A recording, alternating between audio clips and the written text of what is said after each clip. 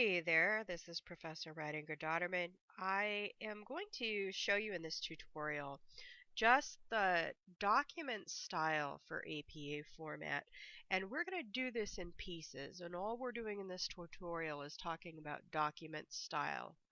We're going to cover how to format in-text citations and how to format references a little bit later on in the course, but today I just want you to have some sense of what an APA style paper looks like, just what the document looks like. Where I am right now is in the Bedford Online Handbook, and there is a link to this handbook.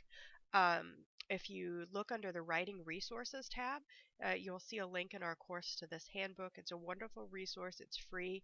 Um, it is a site that is developed based on the Bedford Handbook, which is of course a recommended text for the class. If you didn't buy it, don't worry about it. You can find a lot of the same information that is in that book here on this website. So when you get to the website, what you should do is go to the social sciences section, and I am going to actually right now just click on sample papers.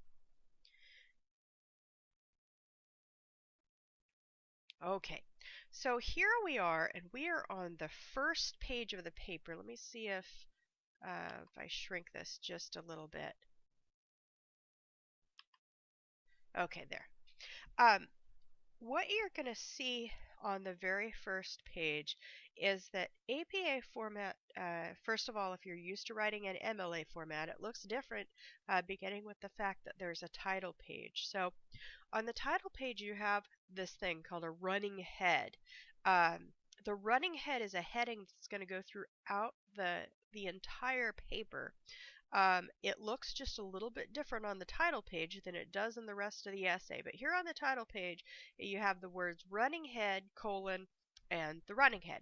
Now, I always get this question, so I'm going to answer it for you now. Yes, on the title page, you actually write the words running head, colon, and then the running head. The running head is a shortened version of the paper's title. And so it can look like different things. In this case, this person has a two-part title, Can Medication Cure Obesity in Children? A Review of the Literature. You don't have to have two-part titles. It's okay if you don't. But in this case, since they did, it was really easy to just choose the first part of the title for the running head. If you don't have a two-part title, you could certainly choose a key phrase from the title, and that would be an appropriate selection for the running head. So the running head is going to be formatted justified with the left-hand margin, and the page number is formatted justified with the right-hand margin, and it's all on the same line. Then on the title page, about halfway down the page, you're going to see that they have the title of the paper, they have the student's name, and then they have the name of the college. And then at the end, they have an author note. So here it's just a note that explains that this was a paper that was prepared for this course taught by this professor. And this is what needs to go on the title page of your paper. One thing that I want to point out to you is if you look right here and you look right here, this is double spaced, and this is reflective of APA format. APA format is like MLA format. It is double spaced throughout. At no point do you have single spacing. You just set your spacing for double space at the very beginning, and you keep it the same all the way through. All right. We get on to the second page, and the second page is the abstract page. And you notice, as I told you, the running head has changed. Now we don't have the words running head, we just have the running head itself, and this is what it's going to look like for the rest of the paper. You have the word abstract centered. There's no additional formatting that takes place. It's not underlined, it's not italicized, it's not in super big cursive font, it's just centered. And the abstract is probably the last thing you should write when you're writing a paper because it really isn't part of the paper. In other words, I sometimes have students who say, well, do I have to have my thesis at the beginning of the paper? I had it in my abstract. And you shouldn't think of your abstract as being part of the content of the essay itself. Instead, the abstract is really something that's written for researchers. If you go into a database, as you will during the later part of the semester, you'll see that all of these entries that are in the databases have an abstract.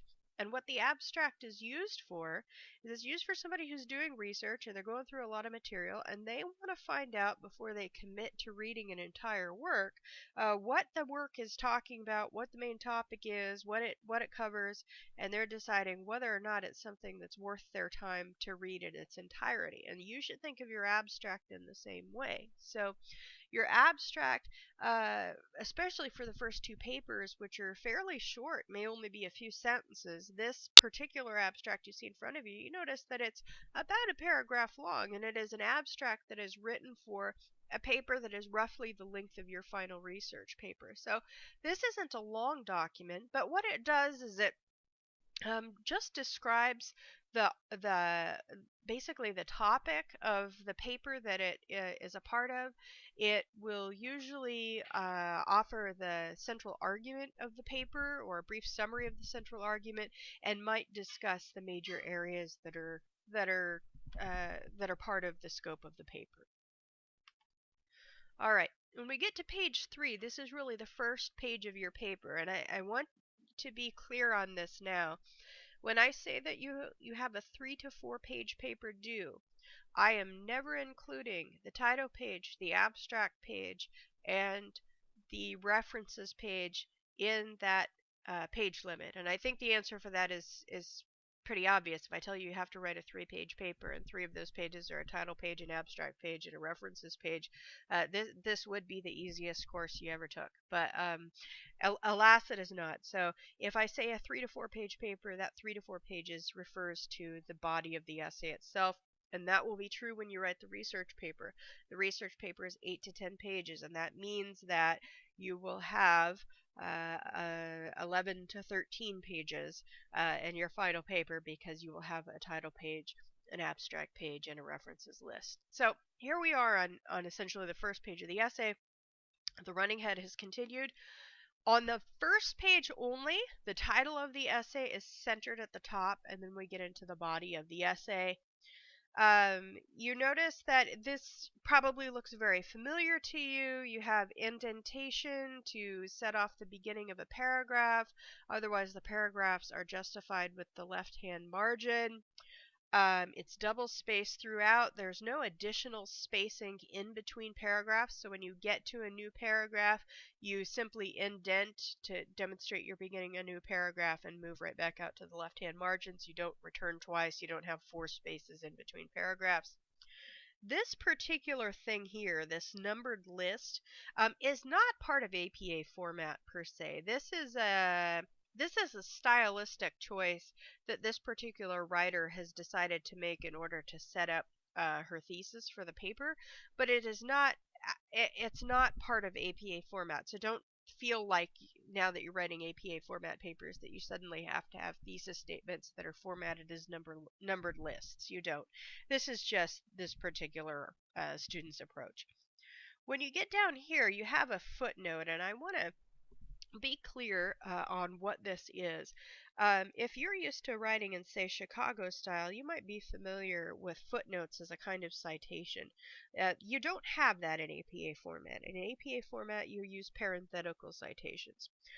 This is what's called a discursive footnote, and in this footnote, the student is trying to provide some information that is important to the discussion that she doesn't want to include in the body of the paper. Um, and so here she's using a footnote to tell the definition of obesity because she wants her readers to have access to the information, but it's not something she wants to talk about in the body of her essay.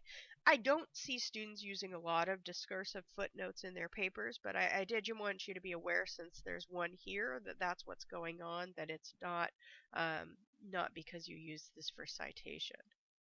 All right. And so when we continue into the paper, here's another thing I want to talk to you about just very briefly.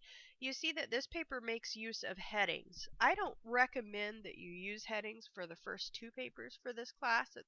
They're short essays, and you should be able to have pretty good internal organization without making use of headings. later on in the semester when we write those research papers, those are longer documents, and with longer documents you have some more organizational issues that are specific to that kind of writing. And when we get closer to that point in the semester, we will talk about headings and when they're good to use and how to format them. But just in terms of an APA format paper, how you set off headings, because every format you write in has a format for headings. How you set off headings are that you boldface them and center them, as she has done here. And let's see.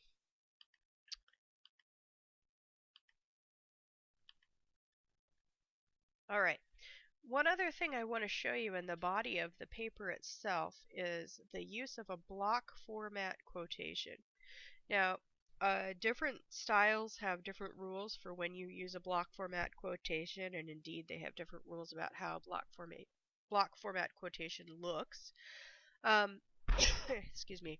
In APA format, you use a block style quotation if the quotation is longer than 40 words. So they don't go by lines like MLA format does. It's by 40 words.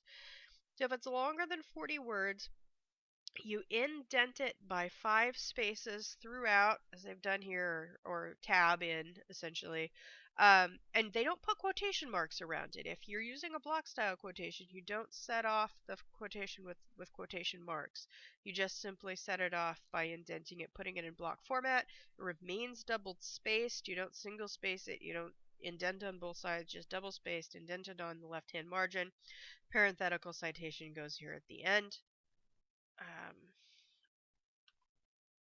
And then lastly, at the end of your paper, you're going to have a references list. The references list is basically the same thing as what we call a works cited page in MLA format or a bibliography in Chicago style. It is a list of the complete publication information for the sources that are used in your paper. And APA format has its own way of formatting these entries, and we will talk about that in much more detail at a later point in time. For the first couple of papers, you probably have noticed when you look at the course readings that when I've entered the course readings with them, I have entered citation information for the readings because you don't really have any way of knowing where I got it if I didn't do that. And I have formatted those entries for you into APA format. So for the first few papers, two papers, you'll simply be able to take them from there. After that, we'll have to get into the nitty gritty of writing references. But each reference, depending on the kind of source it is going to be formatted a slightly different way. Just generally, though, on your references page, again, it's double spaced throughout. You don't single space entries. You don't have extra returns in between entries, so double spaced. The logic here is kind of the opposite of what goes on in the paper.